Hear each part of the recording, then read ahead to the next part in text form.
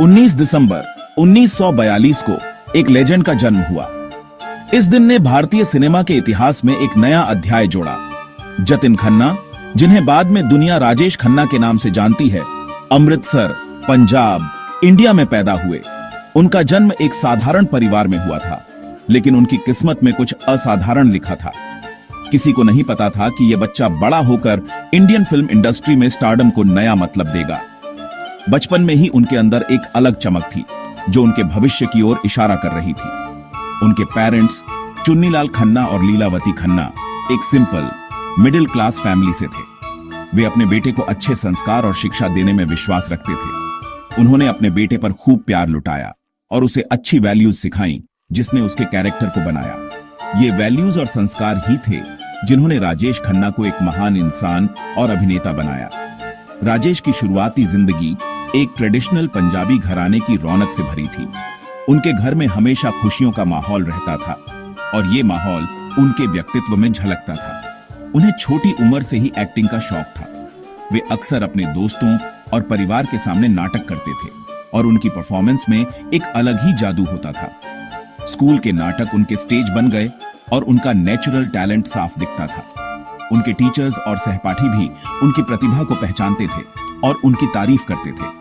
उनके फैमिली और फ्रेंड्स ने उनके करिश्मे और स्टेज प्रेजेंस को पहचाना, जो उनके आने वाले स्टारडम की तरफ इशारा कर रहा था।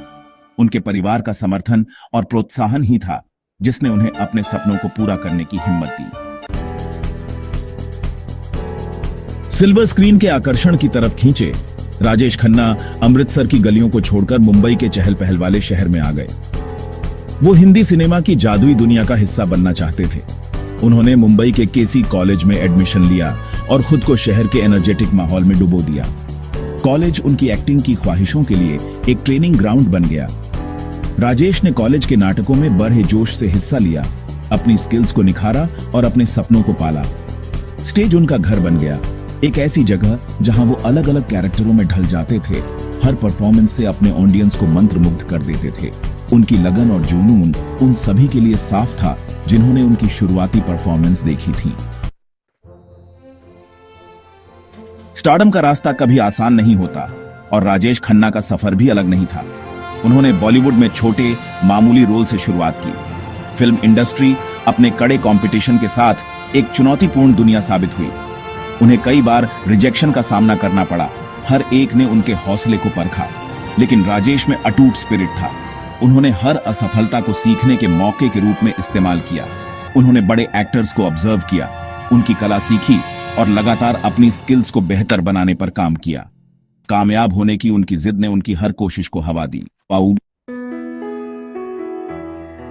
1969 में आराधना की रिलीज के साथ राजेश खन्ना की जिंदगी में एक नाटकीय मोड़ आया।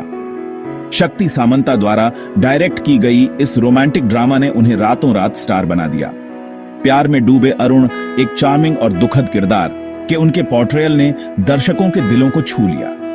आराधना एक बड़ी कामयाबी थी, जो इंडियन सिनेमा में एक लैंडमार्क फिल्म बन गई। इसने राजेश खन्ना को एक सच्चे स्टार के रूप में स्थापित किया। उनकी परफॉर्मेंस ने उन्हें क्रिटिकल एक्लेम और सबसे जरूरी पूरे इंडिया में लाखों लोगों का प्यार दिलाया।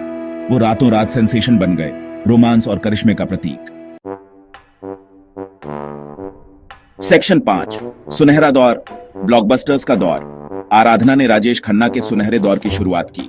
उन्होंने लगातार हिट फिल्में दी, बॉलीवुड के राज्य करने वाले सुपरस्टार के रूप में अपनी जगह पक्की की। सफर, कटी पतंग, आनंद, अमर प्रेम और दाग जैसी फिल्मों ने बॉक्स ऑफिस के रिकॉर्ड तोड़ दिए और अपने आप में क्लासिक बन गई। उनकी परफॉर्मेंस इंटेंसिटी और वल्नरेबिलिटी का मिश्रण थी, जो कई तरह के इमोशंस को दिखाती थी। वो एक टूटे हुए आशिक, एक चुलबुले रोमांटिक और एक दुखद हीरो, सभी को बड़ी आसानी से पोर्ट्रे कर सकते थे।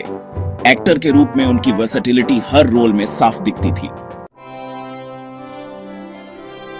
सेक्शन 6, खन्ना करिश्मा, स्टाइल और इम्पैक्ट। राजेश खन्ना की अपील उनकी एक्टिंग से कहीं आगे थी। उनकी हर अदा, हर अंदाज में एक अलग ही जादू था। उनमें एक अद्भुत करिश्मा था जो हर किसी को अपनी ओर आकर्षित कर लेता था। एक मैग्नेटिक स्क्रीन प्रेजेंस जो दर्शकों को अपनी तरफ खींच लेती थी। उनका हेयर स्टाइल, उनकी मुस्कान और उनकी आंखों में एक अलग ही चमक थी।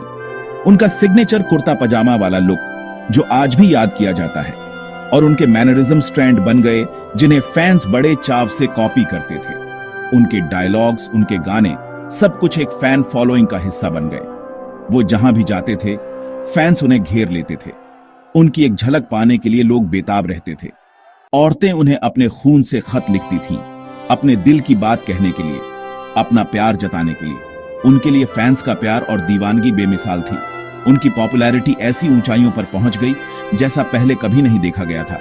उन्होंने कई अवार्ड्स जीते और हर जगह उनकी तारीफ होती थी, जिसने उन्हें इंडियन सिनेमा का पहला सच्चा सुपरस्टार बना दिया। उनकी आभा और उनकी मौजूदगी ने उन्हें एक लीजेंड बना दिया। उन्होंने एक स्टार और उसके फैंस के रिश्ते को नया मतलब दिया, एक ऐसा रिश्ता जो दिल से जुड़ा हुआ था, एक ऐसी दीवानगी पैदा की जो पहले कभी नहीं देखी गई थी।